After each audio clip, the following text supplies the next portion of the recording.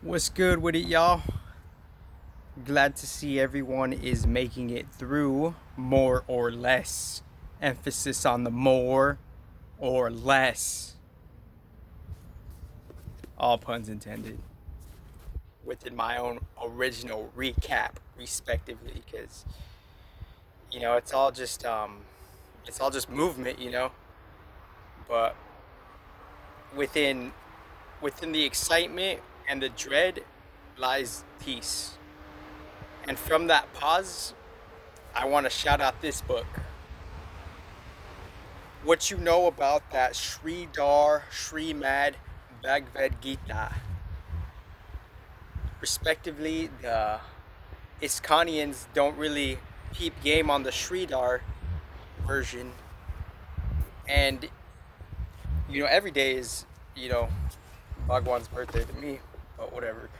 But I opened up to a page, and it was a really interesting page. And it kind of goes hand in hand with today's time and how things are changing. Yes, found it. So yeah, basking in that real subtle gratitude. So I'm gonna rev up right now because I do a lot of walks in between driving. And when I do walks, I'm just like, my contemplation and my processing and downloading is a little bit different. But the basis of this video is today's witchcraft, how it's changing in today's times. Today's witchcraft, from our human standpoint, it's predicated on us being in the material world of limitation, in a material body of limitation that is more or less, for whatever reason, getting more limited, more or less based on the flexibility of how we could open up. So today's witchcraft, it's changing because from the humans using the material world to kind of prosecute another however they do, respectively, within whatever energies they can, prosecute or project something, that always had a limitation. It always had a limitation. And how it always had a limitation, what comes back to us is our own disappointment, because everything in one formation is something of a witchcraft. Fighting in combat, that's a witchcraft. And because it's an act of persecution, right? So the act of persecution is using different objects, subjects, materials, and ideas to kind of persecute or limit someone. The simplicity of witchcraft.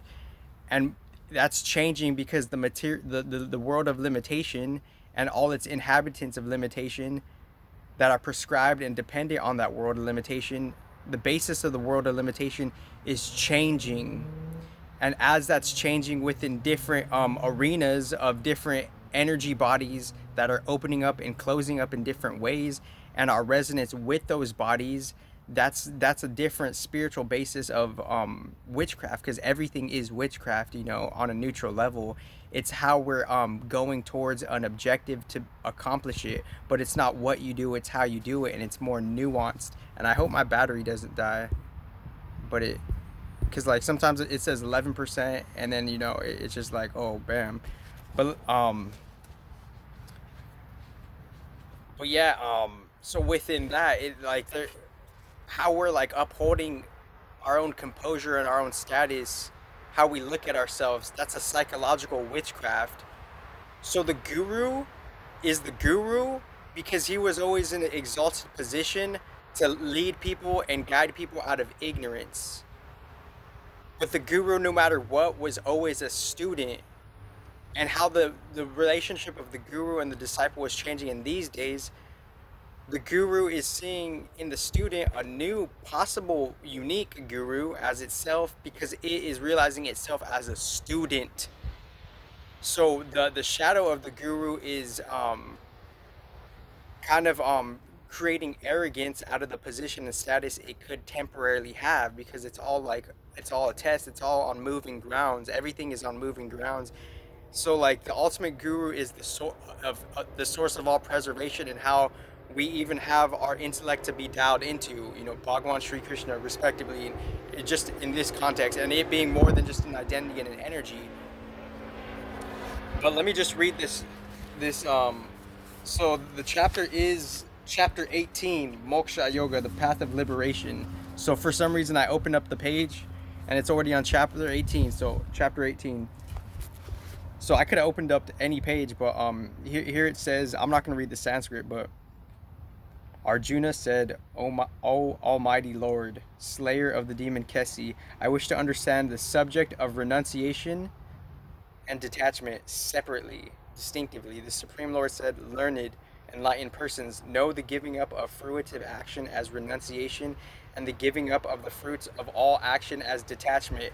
So I just want to pause right there, because this is more nuanced than we think it is. It's not what we do, it's how we do it. So we're not like, my whole like pet peeve with, like, people that are like engaged, regardless of how long you've been engaged within quote unquote Krishna consciousness, end quote, respectively, is you're not necessarily seeing the modernality of it, and how it's a passover of how all these principles had their own evolution and pre-predication for it to be still relevant, but in a different, rearranged way. So what does it really mean? Know the giving up of fruitive action as renunciation. What does that mean? So why should we give up fruitive action? It's not that we should give it up. We should realize the end goal of where it could already have like a hypnosis behind it, and the end goal of a certain party of detriment, of how people within a different organizational party creates an end goal where it just leads to more detriment and confusion and more detriment and confusion. That's why we have to be cautious and wary of it. It's not necessary, it's just saying like why we should be cautious of that. It's not necessarily saying giving up fruitive action, or maybe it is, but why would we even do that still? Why give up fruitive action? Because it numbs our our intention and our use and our faculty of real intuition, of real like seeing a different end goal. So it's the end goal right here. It's like, know the giving up of fruitive action as renunciation. Why would we want to do that? Because we're trying to see a different end goal, and how that end goal could participate with us in a different way. And the giving up of the fruits of all action as detachment. So the giving up of all fruits, we can't necessarily do that as material creatures, because the material body needs stuff. But the giving up of the fruits of all action, to do it in a psychological context, is so we don't create detrimental habits, or detrimental samskaras, or detrimental patterns. So if we give up like the end goal of the temporary fruits, we won't get caught up in like the hankering and the grasping of that, but the body still needs it. So it's just looking at it in a different way. And I don't want to talk too much about the Gita here, because this is just like a casual chime. And I don't know, for me, it's just very casual. But like when I read respectively, when I came across this version, it was just a very easy read, and I read this like 5 years ago or whatever. But obviously, like, engage within the devotional acts within it every day. That's like a no-brainer. But yeah, and just looking at it differently. I would say I would just say look at it differently, and like you know w- from our bottom up level perception, we're at where we're at, based on what we're participating with. And I don't mean to sound like a broken record, but for me, within my quality of air, for whatever reason, there's a unique nuanced part of me where I like to clarify myself to like everything, because it's an exalted, hyper heightened exaltation transparency. And obviously you can't tell everybody everything, but if your backbone and your intention and your foundation is God, then that transformation will be different, because the witchcraft is changing, because there's more of a spiritual open energy source that's being interacted with the material realm. But how that's being bridged is the act and the process of the transition of this life. So and not to jump around too much, I like, people can like think whatever they want about me, but it's not really false. It's like my nature is of a hermit, according to my human design profile. And like, and human design told me learn to embrace the challenges, the difficulties, and the preferences. So it's not that I'm shying away from, quote unquote, quote unquote, hideousness, end quote, or just like ugly things or ugly acts of nature. No, that's always going to be there as an element. It's going to express itself in different ways through different people. But it starts from a psychological view. It starts with an attitude. What I shy away from on my own, neutral, balanced, transparent level is just the lack of people's purposelessness, the lack of people's like unawareness of what real intelligence is, and their level of ignorance and just fake shit. So that like, and I hope no one takes this personally, because I'm aware of how my city could look at me. I'm aware of how like all like anybody could look at me. I'm aware of how any audience could look at me, and how they could formulate an idea on who they think I could be based on my actions towards them. But they don't necessarily know what my actions are predicated on. It's predicated on an intention of purpose, of intelligence, and truth. That's the difference.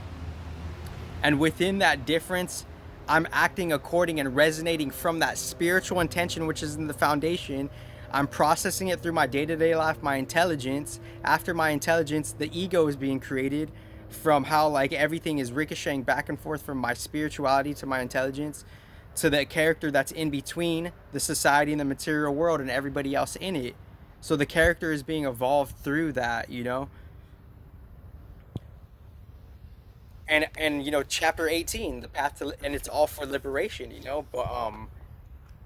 but so that's why I like it. That's why I'm glad I'm kind of like a hermit, That's why I found a unique particular tranquility, because I grounded my purpose, I grounded my intelligence, and within that I'm fluctuously, gracefully creating a balanced character in different facets and constructs to be harmonizable with something beyond it all, respectively. So yeah, because like obviously people could say like, you know you someone could shy away from confrontation. Well, it's not necessarily that. We have to discover what our problem is, and we don't. And the main key point is everything is going over our head. We're just some people are just in it for the ride. Some people don't even necessarily know they have different contexts of imprisonment. Like, because they're just so like engrossed and interactive with the conformity of the material psychological societies,